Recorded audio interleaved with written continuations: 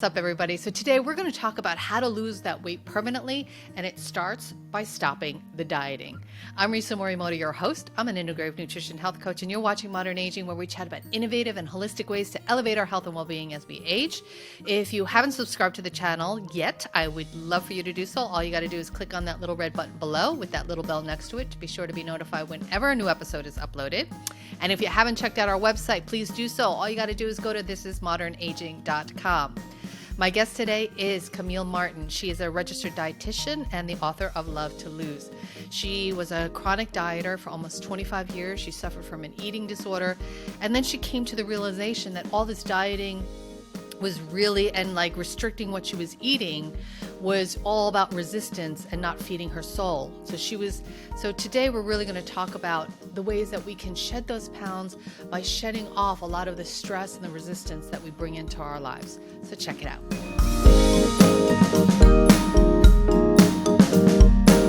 Camille, thank you so much for being with me today. Thank you, Risa. I'm so excited to be here.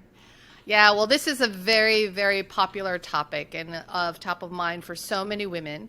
And that is how to lose weight, how to diet properly, how to do all this. And I think that you kind of get to the core of trying to change our thinking around dieting. Yes. And the fundamentals of dieting and how what we've been taught all these years is actually wrong. Yes. So why don't definitely. we start from the beginning and you tell Okay. me a little bit about your journey. Yes. Okay. Well, I started dieting when I was 12, which is very, very young. Yeah. I mean, way too young. We could have a whole other podcast just about my preteen years. Yeah, I was getting messages early on, not directly from people around me that I needed to go on a diet, but that what you look like was most important. And my mom certainly dieted and was always drinking Tab and that kind of thing, and saying, I don't want to, that's fattening or whatever, that kind of stuff. So I started. Small messages add up, right? Yeah, well, they do. And then, of course, I grew up in the 80s, and it was all, blonde hair, the Sports Illustrated kind of stuff that you run across, and just all the media messages I was absorbing like every other child does, that what I looked like was not right, and that I wanted to look different and I wanted to be accepted. So I made a connection really early on that my worth was tied to what I looked like, and then if I looked perfect, if I could somehow get the perfect body or look right, then I would be okay, and that everything would follow from that. So I started dieting very early on, and then from the age of 12 till probably through college, I did every diet that you could imagine. I took diet pills. I starved myself. Yeah, it was crazy. And then I ultimately developed an eating disorder when I was in college. So I was bulimic. Oh, that's terrible. Oh, it was horrible. Yeah, that was one of the most, it's not just about eating and then the eating disorder itself. It's about what it's tied to in terms of your self-esteem. So that was traumatic. But then after college, when I lived alone in Atlanta in my own little apartment with my first job, I was still doing the same crazy stuff, like trying not to eat all day and then, come home, have a workout. And it was terrible. I was miserable. I was depressed, I think, and I didn't know it. And I finally realized one day, or I just sat down and said, I'm not doing this anymore. I cannot live like this. It was like all consuming. What do I look like? How much weight I need to lose? What am I going to eat? What am I going to try not to eat? And I was in tears sitting on my couch, and I said, I'm not doing this anymore. And it was interesting because to me, it would have been worse to keep doing what I was doing than to just quit and maybe gain weight. So that was at the point I was, that I would rather gain weight than keep doing this. So when I decided to quit dieting, it was crazy. Everything just turned around almost immediately. And I can realize now, looking back, that it was all that resistance that I was carrying in my body, resistance toward food, toward myself. It all went away. So instead of, blowing up like a house is what I thought I was going to do and binge on everything, I let myself eat whatever I wanted to eat. And it turns out I didn't, I was getting in touch with how I felt actually. And so I wasn't binging. I was saying, well, do I feel like eating this? This doesn't actually make me feel good. And this does make me feel good. And, running 5 miles doesn't make me feel good, but a walk might. So everything turned around from there. And that's why I'm doing this, is to show women how to get out of that horrible dieting downward spiral and get out of it and just stop with all of the insanity, No, it's so true. And, with social media and just media in general, it's overwhelming. And Yes. it really does dictate so much about how we feel about ourselves, which is kind of crazy if you really It's break terrible. it down. Yeah. So what happened? So how old were you at the time when you realized, this is it? And I mean, were you ever obese or really overweight where it was a health issue, or was it really psychological? It was just psychological. I probably, in college, I may have gained 15 pounds. I'm 5'2". I probably never weighed more than like 125 pounds. Oh my God. I know, it's crazy. And I feel like when I tell this story, it sounds like, God, you're crazy. But then I talk to all my friends, all of my, highly successful, intelligent, loving, wonderful friends who all, when I say our lives are dominated by these thoughts of I need to lose weight and dieting, and they'll say, well, it's not dominating my thoughts, but yeah, when I start asking questions, it's like we're sucking in our stomachs. We're like, trying not to sit a certain way so that our cellulite shows. And it really does dominate your whole, really just your worldview. It's all wrapped up. And then there's the whole thing, the male gaze. We're all taught that to not even look out and see what's going on around us. It's that we are objects, and that what we look like truly, I mean, why does plastic surgery, why does that industry exist? Why does the dieting industry exist, or cosmetics or fashion?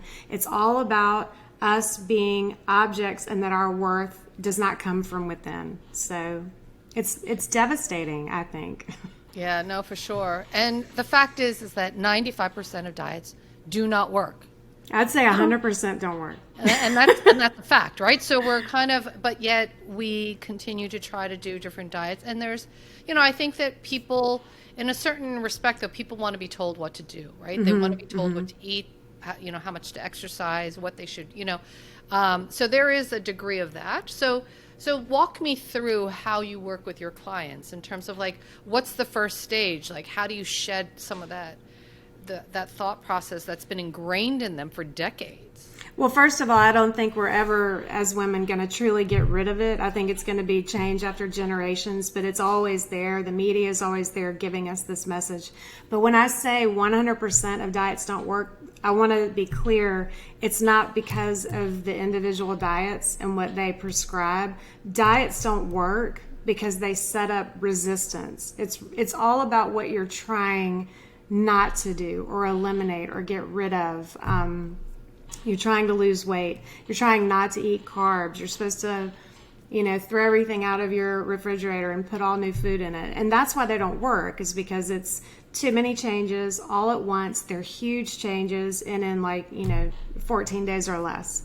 So the focus of a diet is you're looking at what you don't like about yourself. You're trying to get rid of weight.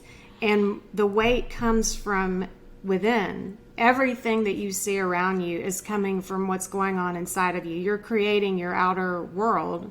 And we've heard all of that. It sounds kind of like woo-woo and esoteric, but it's really not. The weight you see on your body comes from how you think, how you feel.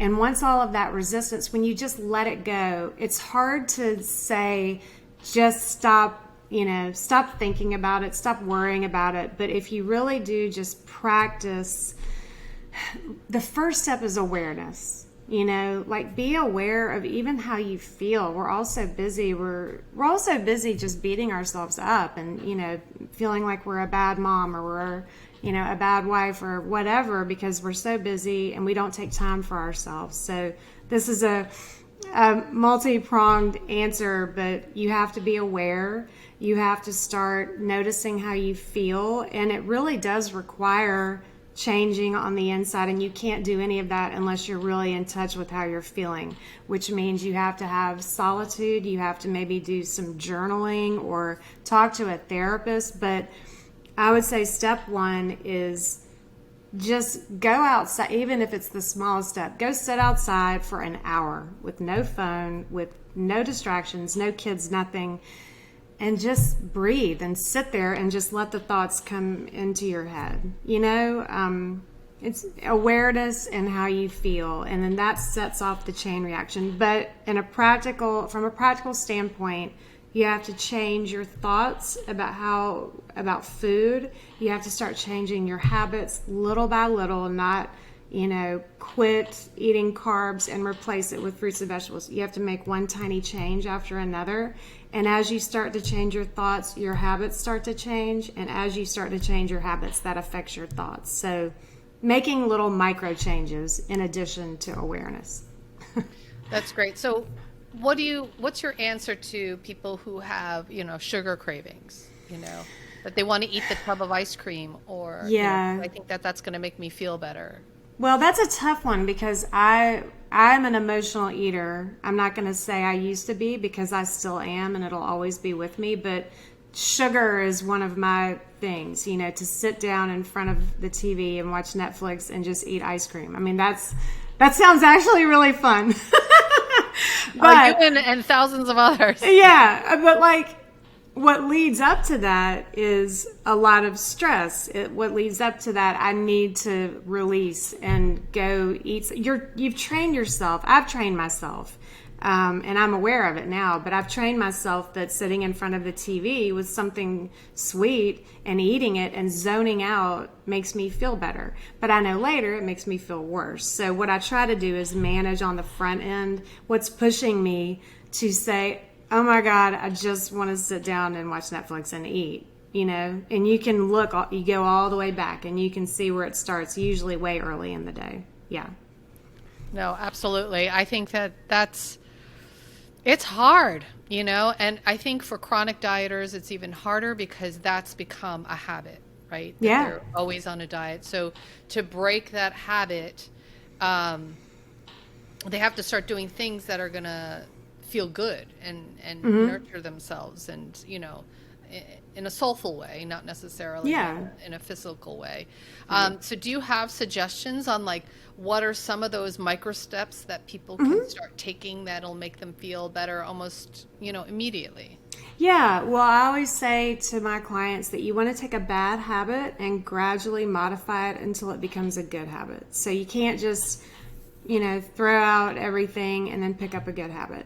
So, for example, if you are like me and sitting in front of the TV and eating ice cream makes you feel good, you don't want to say, I'm not going to sit in front of the TV and eat ice cream. What you want to do is you can do it all kinds of ways. Sit in front of the TV, but maybe portion out some of the ice cream in a bowl and eat that, and allow yourself. You have to allow. Or sit in front of the TV and find a healthier snack. Or take the Ben and Jerry's and go sit outside and say, I'm going to still binge and do what I want to do, but I'm not going to sit in front of the TV. And then you'll start noticing how you're thinking. And then you can say, this doesn't really, we're not aware when we're eating if you're eating emotionally. It's a checkout.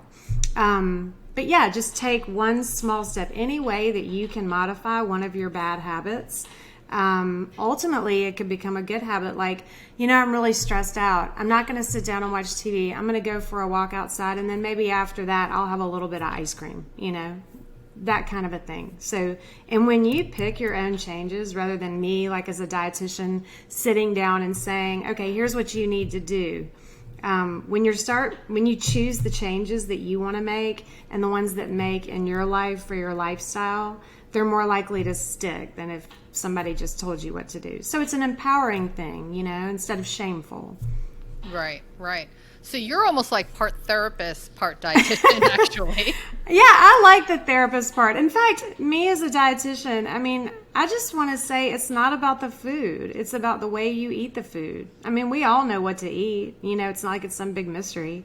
And it drives me crazy, actually, to hear people it's not like they're not trying to be helpful, but it's like when we're obsessing about, selenium, and we're obsessing about, the exact kind of wheat berry that we need to be eating. That's just a distraction away from the real message or the problem, which is, why do you eat the way that you do? And why are you so hell-bent on trying to look perfect if that's what you were trying to do? Because that was like me. And just unraveling all of those things really it sets off a chain reaction of so many beautiful things in your life. And your body will start to stabilize and normalize without you trying. When you start to find some more joy in your life, or a little bit more peace, and you start doing things differently with a different attitude throughout the day, which affects how you eat and fuel yourself. Yeah. That's great. So do you have suggestions on, I don't know, the amount of physical activity that someone should try to gradually incorporate into their daily routines, or, not even daily, but like lifestyle? Yeah. Yeah, I would say, first of all, pick something that you enjoy. If you don't like bar class, don't force yourself into that. I happen to love bar class, so that's my favorite thing. But if you don't like yoga and you don't feel like that's for you, and you would rather, lift weights or go for a walk or whatever, pick something that you like and just start slow. Don't try to force yourself into a 5-mile run. I feel like we go all or nothing, but just incorporate it throughout the day. And any movement that you get, you don't have to take 10,000 steps. Just take some steps and feel good about it, and then keep adding to that. That's always my advice, is to start small and build, and don't go out there and buy all new workout clothes, all new yoga clothes. You go to a yoga class and you're like, I'm supposed to really like this, but I hate it. I love yoga, but do what makes you happy. Too. Yeah. If you like it, do it. If you're not into it, then don't force yourself. Yeah. It's all about no resistance, adding, feeling good. Yeah. It's true. I have to say, because I hate running, but I love walking, okay. Yeah. And now I've created this habit where if I don't walk every day, I feel like, I don't know, I just can't, my day feels off, basically. And see, that's where you want to be. Right. You need it now. It's part of your routine, and you miss it when you don't have it. Yeah. Right. And it's about getting there. Yeah. Sorry. Sorry. That's okay. So you actually wrote a book about all of this. I did. Yeah, it's called Love to Lose, which is the name of my company. Love your life and watch the weight lose itself, which it will. You start loving your life and being joyful. But yeah, in the book, I give specific strategies about how to change your thoughts and how to change your habits at the same time, so they start feeding off each other. But it's also more about setting a bigger goal than trying to lose weight. And doing that simultaneously gives you the energy and the joy that you need to start really turning things around and shifting mentally and emotionally. So, yeah. That's awesome. And so where can people get the book? You could go to my website at CamilleMartinRD.com. But if that's too hard to remember, you can go to LoveToLoseBook.com. Are there any kind of final thoughts that you want to kind of convey to women who are struggling right now with their weight? I would just say, don't be so hard on yourself. Stop focusing on what you look like. It's hard not to, but just start little by little, getting in touch with who are you really. You're not your body, you're not. And you don't have to look perfect or be perfect. Having your identity based on what you look like is a disease of our culture, and it's not you. There's nothing wrong with you. So just really be nice to yourself. Start to love who you are on the inside, and things really will gradually start to change.